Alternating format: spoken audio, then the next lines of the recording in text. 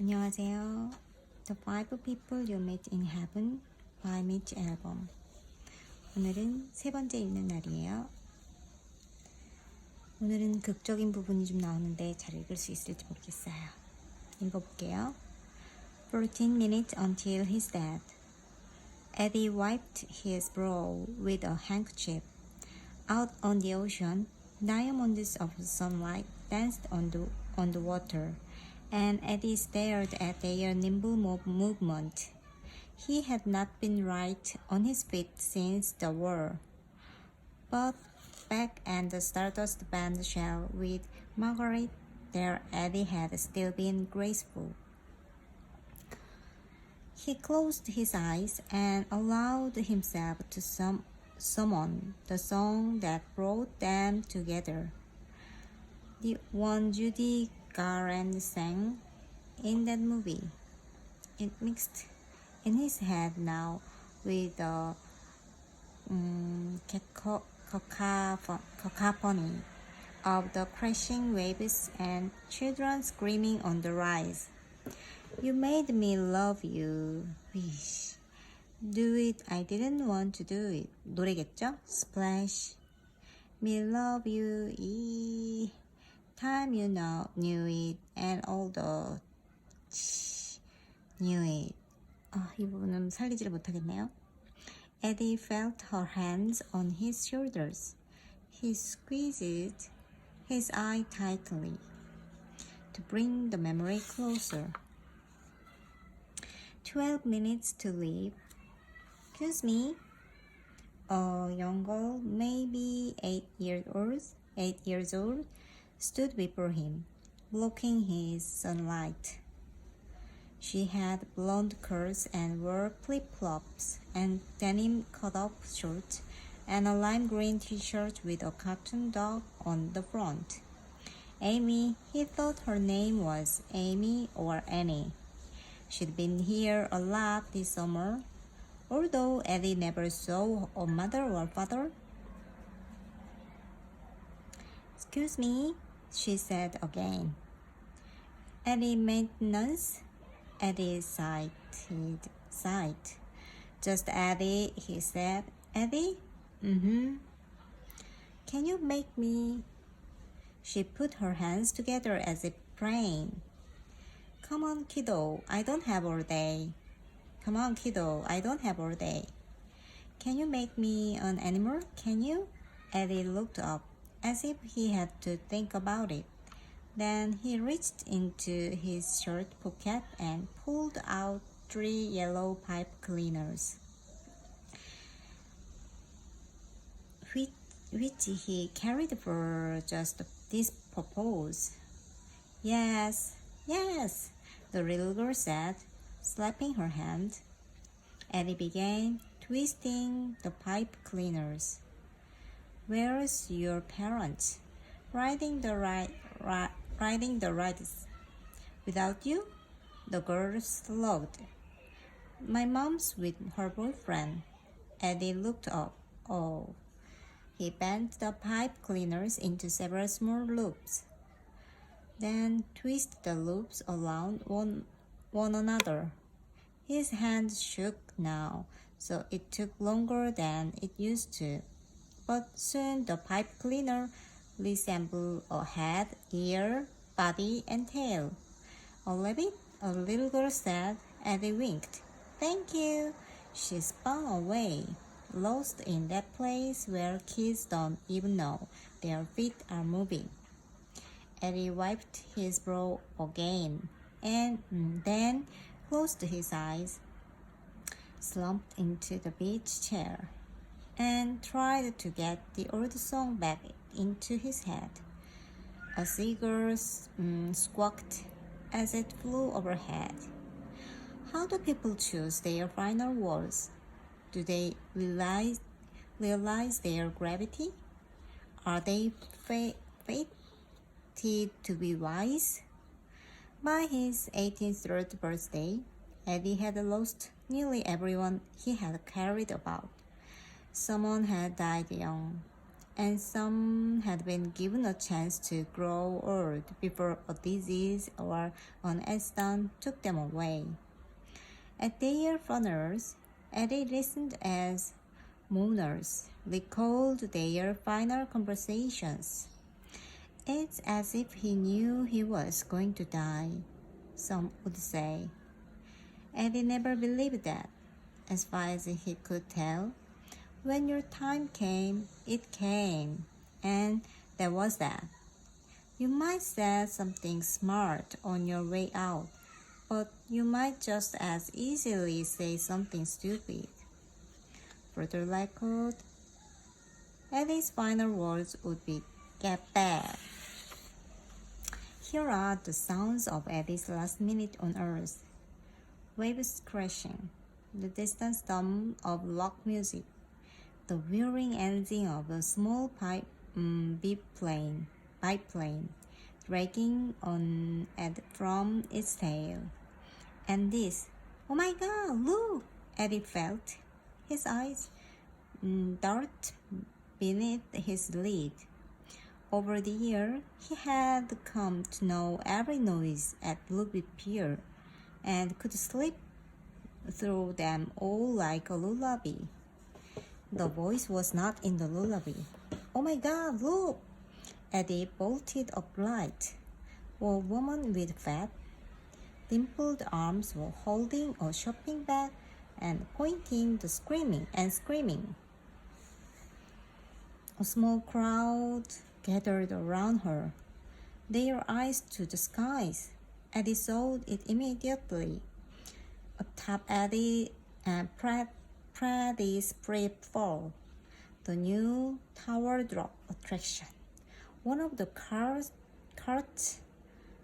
was tilted at an angle, as if trying to dump its cargo. For passengers, 2 men, 2 women, held only by a safety bar, were clapping frantically at anything they could. "Oh my God!" the fat woman yelled. "Those people, they are gonna fall!"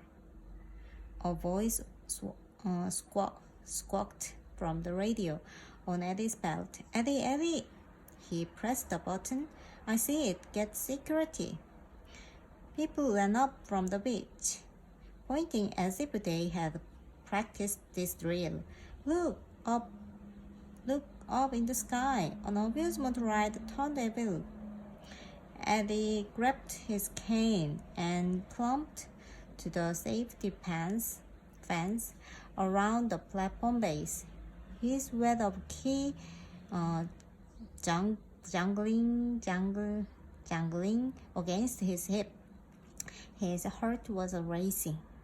Freddie's free-fall was supposed to drop 2 carts in a stomach-churning descent, only to be hurted on at the last instant by a gush of hydraulic air. How did one cart come loose like that? It was tilted just a few feet below the upper platform, as if it had started downward, then changed its mind. Eddie reached the gate and had to catch his breath. Domingos came running and nearly banged into him. "Listen to me," Eddie said, grabbing Domingos by the shoulders. His grip was so tight, Domingos made a pained face. "Listen to me. Who's up there?" "Willie." "Okay. He must be hit an emergency stop. That's why the cart is hanging. Get up the ladder and tell Willie to manually release the safety restraint so those people can get out, okay? It's on the back of the cart, so you're gonna have to hold him while he leans out there, okay? Then the two of us. Now, not one. You got it? The 2 of us. Get them out." One holds the other. Got it? Got it? Dominguez nodded quickly, then sent the damn cart down so we can't figure out what happened. Eddie's head was pounding. Although his park had been free of any major accident, he knew the horror stories of his business. Once in Brinton, a bolt unfastened on a gondola ride, and 2 people fell to their death. Another time in Wonderland Park, a man had tried to walk across a roller coaster track. He fell through and got stuck beneath his armpit. Beneath his armpit. He was wedged in, screaming, and the cars came racing toward him. And well, that was the worst. Eddie pushed them from his mind. There were people all around him now, hands over their mouths, watching Dominguez climb the ladder. Eddie tried to remember the inside of Freddy Free Fall. Engine, cylinders, hydraulics, seals, cable. How does a cart come loose? He followed the ride visually, from the 4 frightened people at the top, down the 2 towering shafts, and into the base, engine, cylinders, hydraulics, seals, cable. Dominguez reached the upper platform. He did as Eddie told him, holding Willie's as Willie leaned toward the back of the car to release the restraint. One of the female riders lunged from Willie and nearly pulled him off the platform. The crowd grabs. Wait, Eddie said to himself. Willie tried again. This time he popped the safety release. Cable, Eddie mumbled. The bar leaped. The crowd went, ah. The rider were quickly pulled to the platform. The cable is unlabeling. And Eddie was right. Inside the base of Freddy Free Fall, hidden from view, the cable that lift cart number 2 had for the last few months been scraping across a locked pulley. Because it was locked, the pulley had gradually lifted the cable's steel wires, as if husking an ear of corn, until they were nearly severed.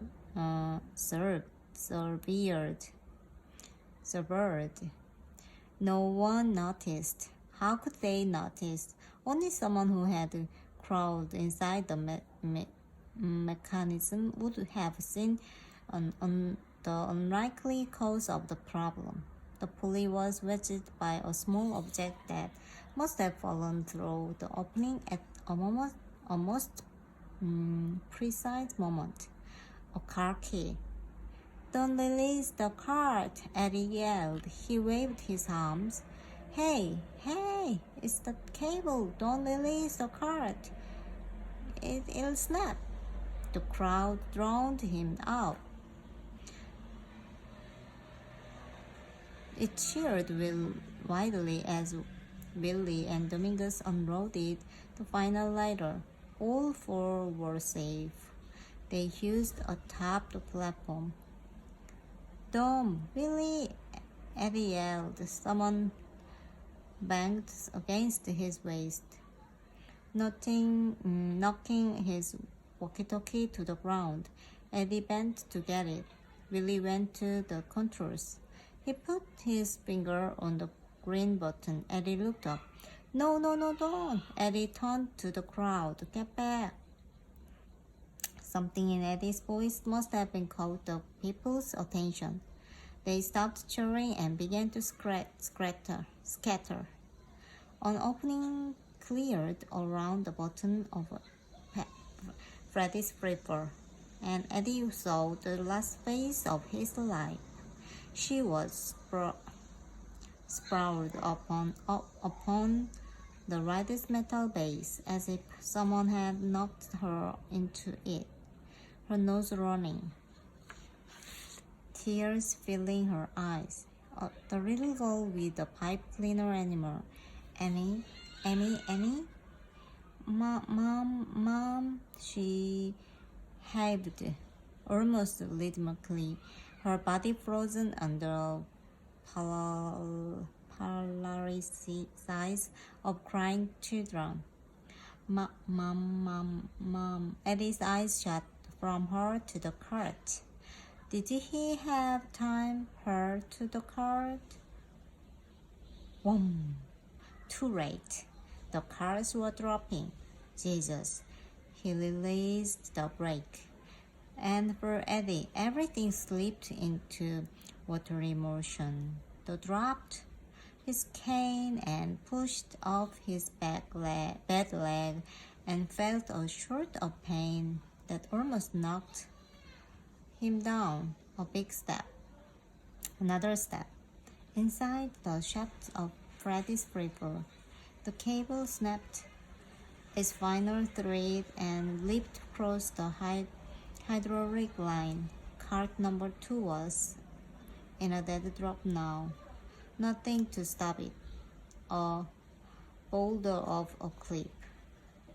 In those final moments, Eddie seemed to hear the whole world. Distant screaming waves, music, lush of wind, a loud, ugly sound that he really realized was his own voice blasting through his chest. The little girl raised her arms. Eddie lunged. His bad leg buckled. He half flew, half stumbled toward her, landing on the metal platform, which leaped through his shirt and split open his skin. Just beneath the patch that read Eddie and maintenance, he felt 2 hands in his own 2 small hands. A stunning impact, a blinding flash of light, and then nothing. 오늘은 여기까지 읽겠습니다. 조금 힘드네요. Bye.